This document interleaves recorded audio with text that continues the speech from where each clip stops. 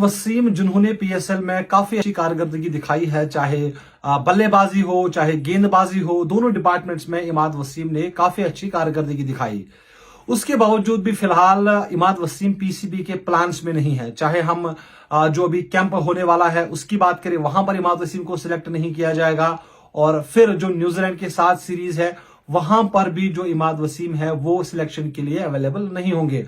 और इमाद वसीम के जो फैंस हैं वो चाहते हैं कि भाई इमाद वसीम को सिलेक्ट किया जाए और इमाद वसीम एक बार फिर से पाकिस्तान से खेलता हुआ नजर आए।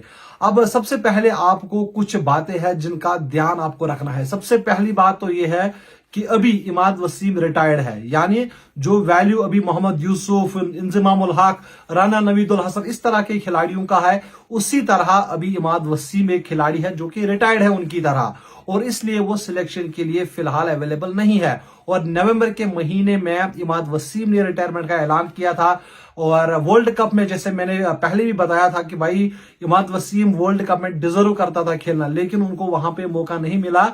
और T20 में वो लगातार उनको खिलाया जा रहा था, हालांकि बीच में उनको फिर ड्रॉप किया गया।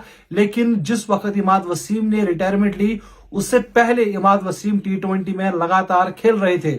उसके बावजूद भी इमाद वसीम ने रिटायरमेंट ली और फिर जो फॉरेन लीग्स है वो खेलने के लिए गया।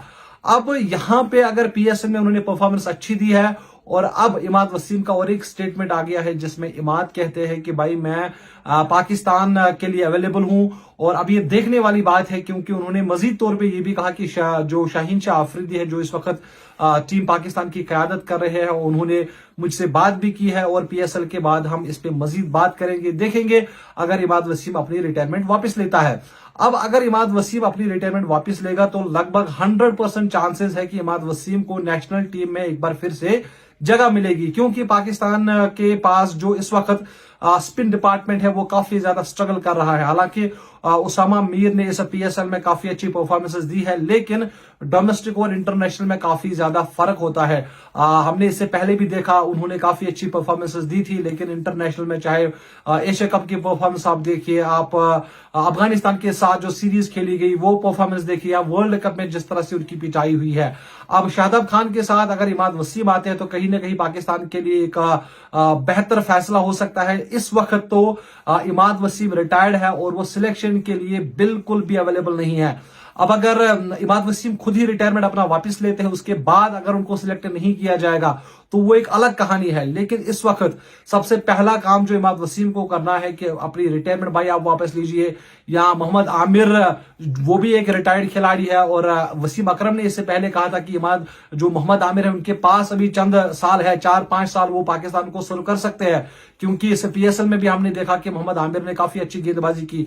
लेकिन बात एक बार फिर से वहां ही आ जाती है कि दोनों खिलाड़ी जो है वो ज्यादातर इंटरनेशनल लीग्स प्रेफर करते हैं, और इसलिए अगर आप देखें तो लगातार वो कहीं ना कहीं खेलते रहते हैं। और पाकिस्तान क्रिकेट में उन्होंने पहले तो अब रिटायरमेंट ली हुई है और इस वक्त वो सिलेक्शन के लिए अवेलेबल नहीं है। और मोहम्मद आमिर ने द 100 में भी जो है अपना किस्मत आजमाया था, लेकिन मोहम्मद आमिर को वहां पर पिक नहीं किया गया, जबकि इमाद वसीम को 1 लाख पाउंड में खरीदा गया, और आपको द 100 में इमाद वसीम खेलता हुआ नजर भी आएगा। अब यहां पर शादाब खान है उसके साथ अगर इमाद वसीम बॉलिंग करेंगे तो जैसे मैंने कहा कि पाकिस्तान के लिए एक अच्छी बात हो सकती है।